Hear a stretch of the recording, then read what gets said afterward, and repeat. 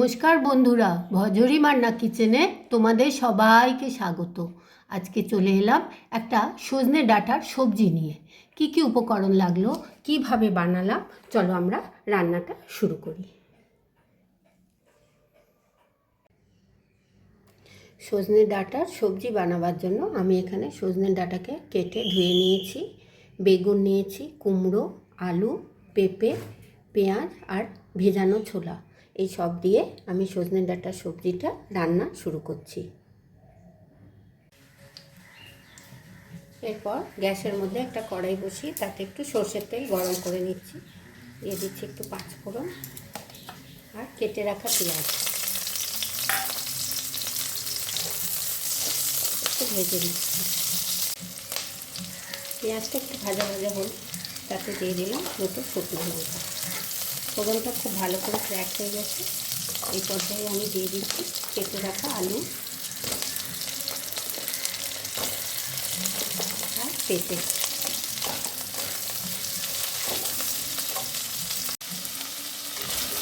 আলু পেঁপেটা একটু ভাজা ভাজা হচ্ছে, এই পর্যায়ে আমি একটু নুন দিয়ে দিচ্ছি আর একটু হলুদ দিয়ে দিচ্ছি।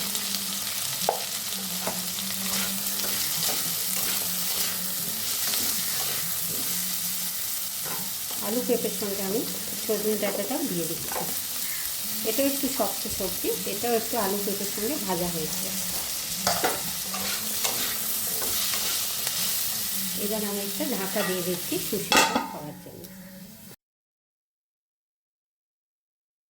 ঢাকাটা খুলে নিচ্ছি।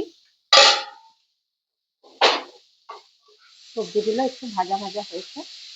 এরপর আমার বাকি যত সবজি আছে, বেগুন, কুমড়ো, ছোলা, সব আমি দিয়ে দেবো। একটুখানি নাড়াচাড়া করে নিচ্ছি, আর একবার ঢাকাটা দিয়ে দিচ্ছি। ঢাকাটা খুলে নিচ্ছি। সবজিগুলো প্রায় 3-4 মিনিট আমি ভাজা ভাজা করে নিলাম। বেগুনগুলোও গলে গেছে, খুব সুন্দর দেখতে হয়েছে। এইবার আমি এর মধ্যে দিয়ে দিচ্ছি একটুখানি বেটে রাখা আদা, রসুন, পেঁয়াজ।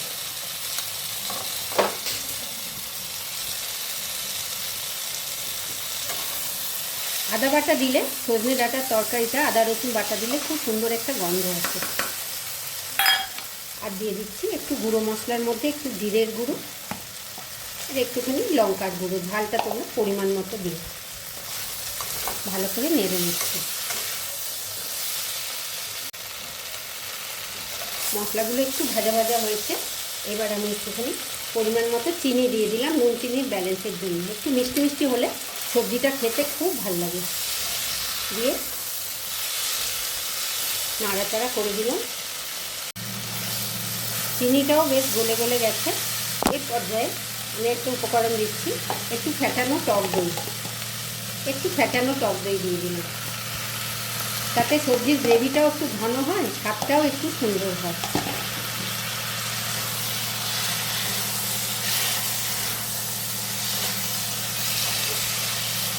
টক দইটা দেওয়ার পর বেশিক্ষণ ভাজবো না। এবার আমি দিয়ে দিচ্ছি একটু জল।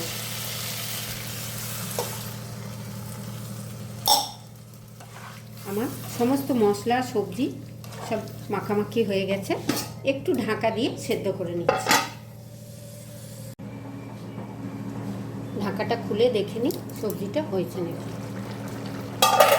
বাহ, খুব সুন্দর মাখো মাখো হয়ে গেছে। দেখো সবজি মশলা সব গায়ে গায়ে হয়ে গেছে। এবার আমি 10 মিনিট স্ট্যান্ডিং টাইমে রেখে এটা আজার করে নিচ্ছি। এরকম সবজি তোমরা ডালের সঙ্গে খেয়ে দেখো, গরম ভাত দিয়ে সজনে ডাঁটা সবজি খুব ভালো লাগবে খেতে। একটা সাধারণ তরকারি, কিন্তু একটা অসাধারণ স্বাদ হয়। এবার আমি গ্যাসের ফ্লেমটা বন্ধ করে দিলাম। 10 মিনিট রেখে আমি এটা পরিবেশন করছি। সজনে ডাঁটার সবজিটা আমি কড়াই থেকে একটা বাটিতে তুলে নিয়েছি। সুন্দর করে ডেকোরেশন করে আমি এটা পরিবেশন করছি। যদি আমার ভিডিওটা তোমাদের ভালো লাগে, অনেক লাইক, শেয়ার, কমেন্ট করো, সাবস্ক্রাইব করে বেল আইকন প্রেস করো, যাতে আমার নিত্য নতুন সমস্ত রান্নার ভিডিও তোমরা সবার আগে দেখতে পাও। খুব সাধারণ একটা তরকারি, কিন্তু স্বাদ হয় অসাধারণ। ডাল আর এই সবজি দিয়ে এক থালা ভাত খেয়ে নেওয়া যায়। সবাই খুব ভালো থেকো, সুস্থ থেকো, সাবধানে থেকো। এইভাবে সজনে ডাঁটার সবজি বানিও, কমেন্ট বক্সে লিখে জানিও কেমন লাগলো। আবার দেখা হচ্ছে পরবর্তী কোনো নতুন ভিডিও নিয়ে। ধন্যবাদ।